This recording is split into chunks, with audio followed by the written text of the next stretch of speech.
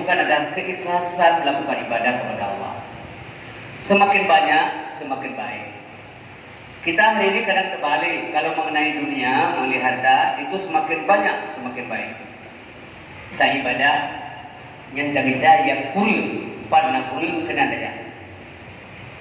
Yang menoki depan kita yang hadirin berbahagia, mungkin hati kita sudah dikotori oleh onar dan dosa sehingga kurang cenderung kita untuk melakukan ibadah sebanyak mungkin kepada Allah Subhanahu wa taala. Coba kita bayangkan hadirin berbahagia.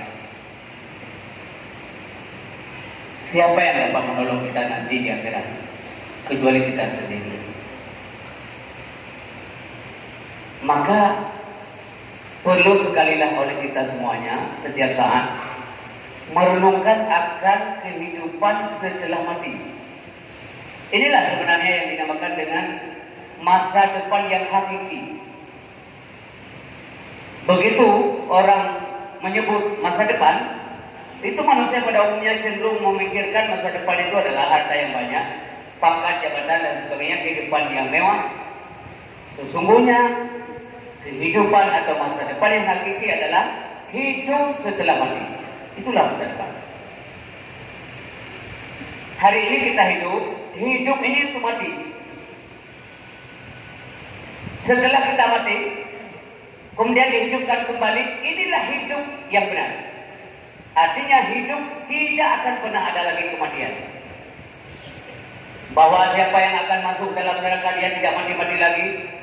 Bahwa siapa yang akan masuk ke dalam surga dia akan terus menikmati ganjaran terhadap apa yang telah mereka lakukan di dunia ini. La yamutu fiha wa la yahya. Di sana tidak ada kematian. Di sana tidak ada kehidupan. Artinya yang dalam neraka itu kehidupannya tidak berarti. Hidup tapi bukan hidup yang bisa dinikmati. Tetapi hanya orang yang dalam surga lah yang hidup mewah dan hidup bergelimang dan berbahagia dengan imbalan yang Allah janjikan bahwa itu pasti terjadi. Hadirin yang berbahagia, bulan yang Ramadan, bulan membakar dosa. Ramadan artinya membakar. Dengan apa kita bakar dosa? Dengan ibadah. Semakin banyak nilai ibadah, semakin banyak alat untuk membakar dosa. Maka mari kita beraktivitas sebanyak mungkin dengan tidak cenderung kita mempertahankan perbedaan-perbedaan, tetapi mari kita seirama, harmonis dalam beribadah. Secara objektif, mari kita pikirkan bahwa itu untuk kita, bukan untuk orang lain.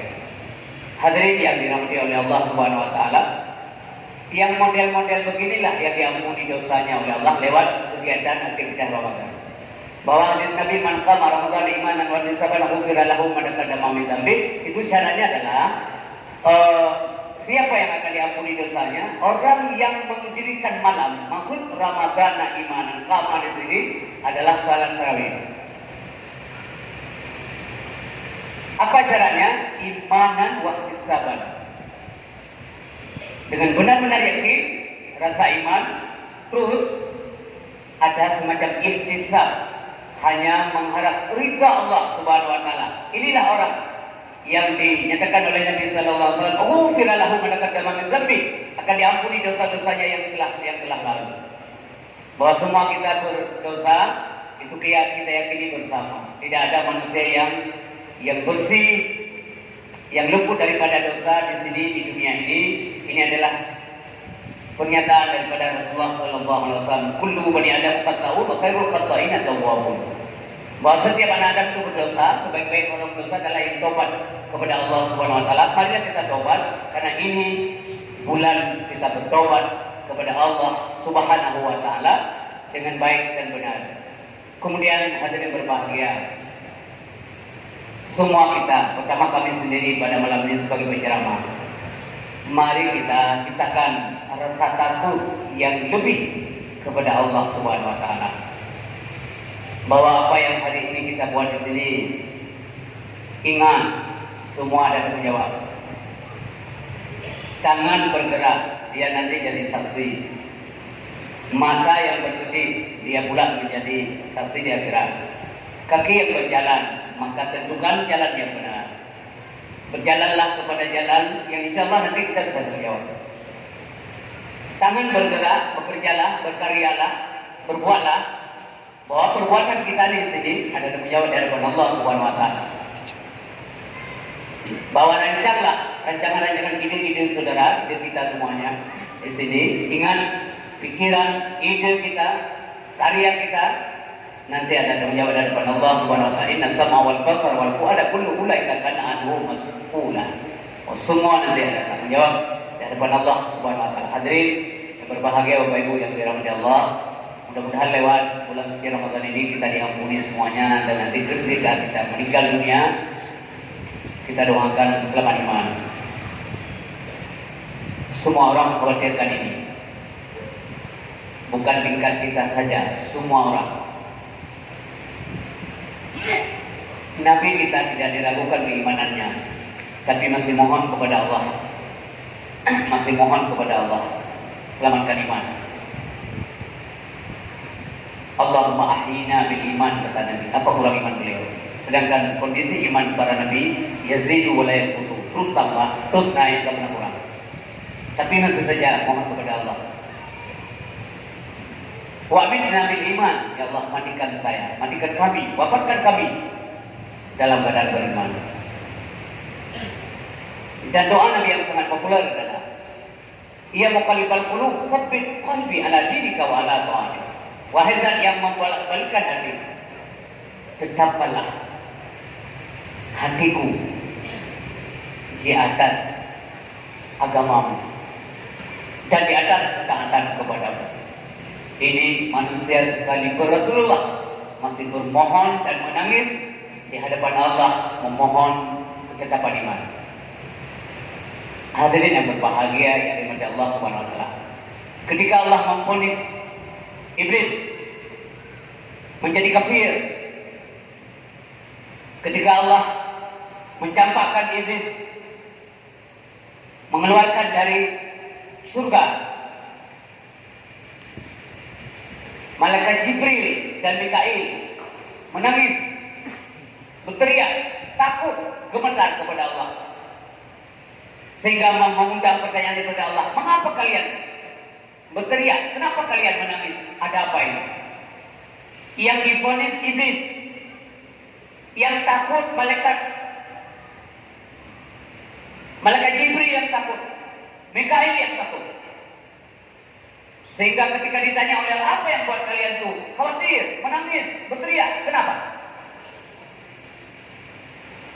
Para malaikat menjawab, ya Allah, ya Rabb, siapa pula yang akan selamat dari murka-Mu Tuhan? Siapa yang akan bisa selamat dari murka-Mu ya Allah, sementara Iblis itu beribadah 6.000 tahun. 6.000 tahun. Tidak pernah absen, tidak pernah kecolongan dalam beribadah. Membuat malaikat heran. Sekali saja melenceng dari aturan Allah Subhanahu Wa Taala, Allah marah. Tidak ada nilai 6.000 tahun ibadah. Maka ulil silul mamduah, Bapak Ibu, semoga kita senantiasa berada di garis yang benar.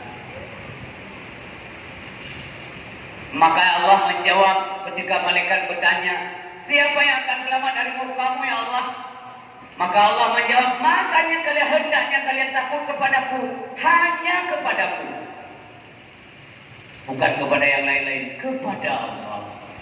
Kalau kita takut kepada Allah, semakin hari semakin dekat dengan Allah, semakin menjauhkan sesuatu yang nanti kita bisa menjawab dari Allah Subhanahu Wa Taala. Itu bukti takut. Mari kita dekatkan diri kepada Allah Subhanahu Wa Taala. Tidak saja dalam bentuk salat, juga ibadah yang lain, banyak sekali ibadah. Hadirin yang berbahagia yang dimuliakan Allah Subhanahu Wa Taala. Ketika Nabi Allah Daud dinyatakan salah,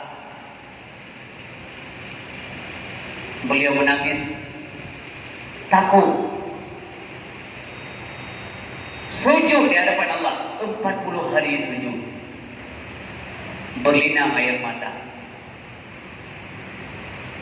Sampai-sampai air mata itu karena cukup banyak air mata yang keluar, tumbuh rumput di sana. Iki mau nalil pada biji mandana beliau. Kemudian Allah mengatakan, ya Daud, ketika kamu lapar, kami berikan engkau makan. Ketika kamu haus, kita berikan engkau minum. Ketika engkau telanjang, kita berikan engkau pakaian. Tanpa nangis Nabi Daud. Beginilah semuanya. Andai kata kita sehari-hari bisa dikatakan oleh Allah, apa yang kurang daripada nikmatku? Kamu berusaha, saya berikan untung. Saya berikan kebahagiaan kepada kamu, pangkat, jabatan, harta. Apa yang ada kamu bawa? Tidak ada. Semuanya milik saya, kata Allah. Menangislah kita.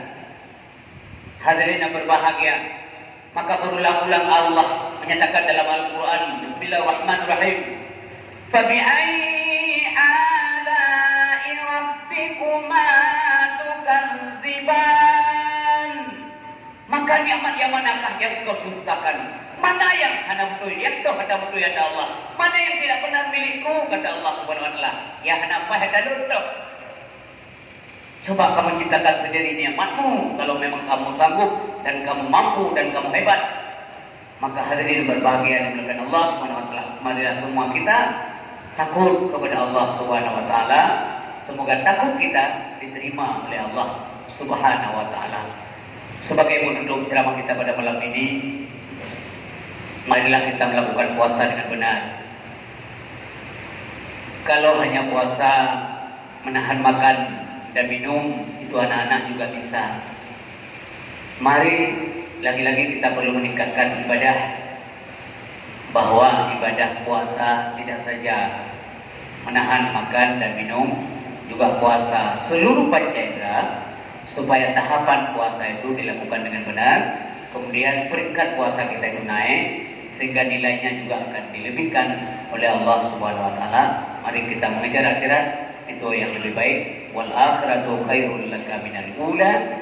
Itu peringatan Allah kepada Nabi kita Nabi Muhammad SAW. Dan terakhir Allah katakan, wal akhiratu khairu wa abqa. Akhirat itu lebih baik dan kekal adanya. Mari kita hidup untuk menghadapi mati, kemudian dibangkit. Mari kita jalani proses kehidupan setelah mati. Semoga semuanya yang hadir pada malam ini akan berbahagia nanti di hari akhirat.